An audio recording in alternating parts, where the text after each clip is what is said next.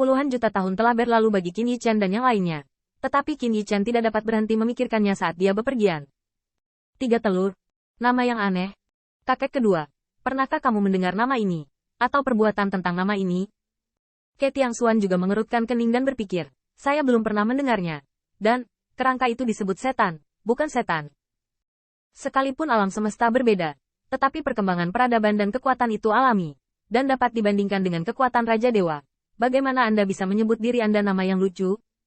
Setan. Qin Yichen bergumam pelan, dan tampaknya, baik Ke Tiangxuan maupun Kaisar Besar atau Feng Nianwu tidak pernah mendengar nama ini. Bahkan Hua Daoru berkata bahwa Permaisuri Huasu tidak pernah menyebutkannya.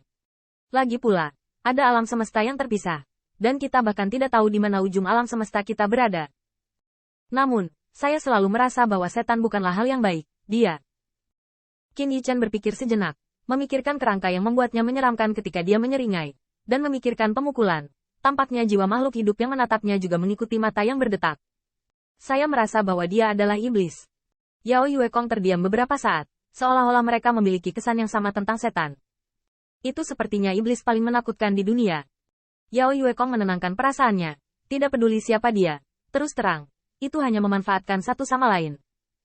Tiba-tiba, Yao Yuekong menyadari sesuatu. Seluruh tubuhnya gemetar hebat. Dia memandang anak kecil yang kenyang dan tidur di lengan bajunya. Dan masih banyak lagi. Qin Yichen terkejut. Ada apa? Yao Yuekong tiba-tiba menyeringai, seolah-olah dia telah menemukan sesuatu yang hebat.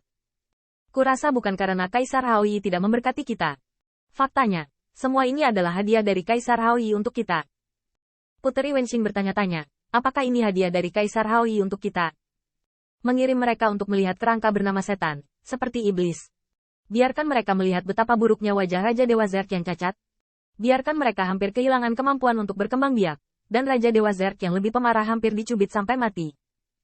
Yao Yuekong menarik napas dalam-dalam. Pikirkanlah, bagaimana kita bisa bertahan? Qin Yichen terdiam beberapa saat, dan kemudian semua memandang Xiao Guai bersama. Xiao Guai tidur sangat nyenyak, dan berbalik, dan tubuh lembutnya tertekuk, yang membuat orang ingin mencubit. Jawabannya terbukti dengan sendirinya. Karena Xiao Guai dan Tianzi brokat. Tanpa brokat surgawi, saya pasti tidak bisa menahannya terlalu lama. Kematian dalam pergolakan ruang dan waktu adalah akhir yang seharusnya. Tetapi dengan brokat surgawi, semuanya berubah. Mereka dapat melakukan perjalanan dalam ruang dan waktu, dan mereka juga menemukan rahasia Raja Zerg dan setan. Dengan demikian, setengah menghangatkan dan setengah mengancam untuk mendapatkan sekutu Raja Dewa. Di bawah komando Raja Dewa ini, ada pasukan yang setidaknya bisa menyaingi 3 kaisar. Namun, Putri Wenqing menganggapnya luar biasa. Bisakah Kaisar Haoyi menghitung dengan begitu akurat? Anda tahu, sebelum itu, mereka tersapu oleh aliran waktu dan ruang yang bergejolak.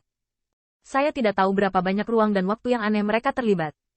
Tidak sampai Yao Yuekong mengenakan brokat surgawi untuk menjadi lebih baik. Sebaliknya, Putri Wenqing lebih percaya bahwa ini adalah keberuntungan. Namun, murid iblis seperti bulan Demon Yuekong terus berkedip-kedip. Kalau begitu kau pikir kita tersapu secara acak dalam turbulensi ruang dan waktu? Hanya kemungkinan bertemu dengan Raja Dewa dari ras Zerg. Bi Haoyi menemukan semua ini dan coba untuk membantu kami lebih rendah. Putri Wenxing tidak bisa berkata-kata, ya. Jika mereka kebetulan menerobos Raja Zerg dalam ruang dan waktu yang bergolak, itu adalah keberuntungan terakhir. Maka kemungkinan keberuntungan ini bahkan lebih rendah daripada yang diatur oleh Kaisar Haoyi. Yao Yuekong menjadi semakin bersemangat saat dia berbicara, dan saya yakin Kaisar Haoyi bisa melakukannya. Lagi pula, apa yang terbaik dari Haoyi dia adalah tahu ruang dan waktu. Meskipun Kaisar Haoyi tidak dapat mengganggu ruang dan waktu, sama seperti dia tidak dapat secara langsung mewujudkan orang bijak, dia menemukan Qin Yichen masa kecil dan memberinya beberapa kesempatan, yang dapat membuatnya naik ke langit dalam satu langkah. Kaisar Haoyi hanya bisa menjadi penonton ruang dan waktu, tapi dia bisa melihat dengan keyakinan yang luar biasa. Setiap kali dalam turbulensi ruang dan waktu, turbulensi bervariasi dalam derajat, dan riak yang menggulung mereka ke dalam ruang dan waktu yang berbeda tidak hanya seperti pasang surut. Karena keberadaan Kaisar Haoyi sebagai seorang kaisar berdasarkan ruang dan waktu, tidaklah berlebihan untuk membandingkannya dengan seorang tukang perahu yang sangat berpengalaman. Tukang perahu dapat menilai pasang surut air pasang melalui cuaca, arah angin, dan tata surya, dan Haoyi juga bisa. Meskipun pergolakan ruang dan waktu sedikit menyimpang dari waktu ke waktu, bahkan Yao Yuekong mengenakan brokat surgawi dan kemudian naik sebentar di pagi atau sore hari, itu akan mengarah pada akhir yang berbeda. Namun, dikatakan bahwa ilmu pedang Qin Yichen hampir selesai sekarang. Biarkan dia melihat ilmu pedang para dewa dan tentara. Dengan sekali pandang, dia bisa menyimpulkan seluruh proses dari dua pedang, setiap detail dan setiap kemungkinan. Kemudian, Kaisar Haoyi, yang menjadi Kaisar Ruang dan Waktu, secara alami dapat menunjukkan deduksi dan kendali yang kuat di depan Dao dan kekuatan yang dia kuasai. Ini keberuntungan untuk menemukan pakaian brokat Xiao Guai dan Tianzi, tapi keberuntungan ini bisa diberkati oleh keberuntungan udara dan meningkatkan kemungkinan. Mengapa kita bisa menemukannya? Itu karena Nona Daoru ada di sini. Tanpa Nona Daoru, Penatua Feng akan memiliki perasaan jika dia ingin datang.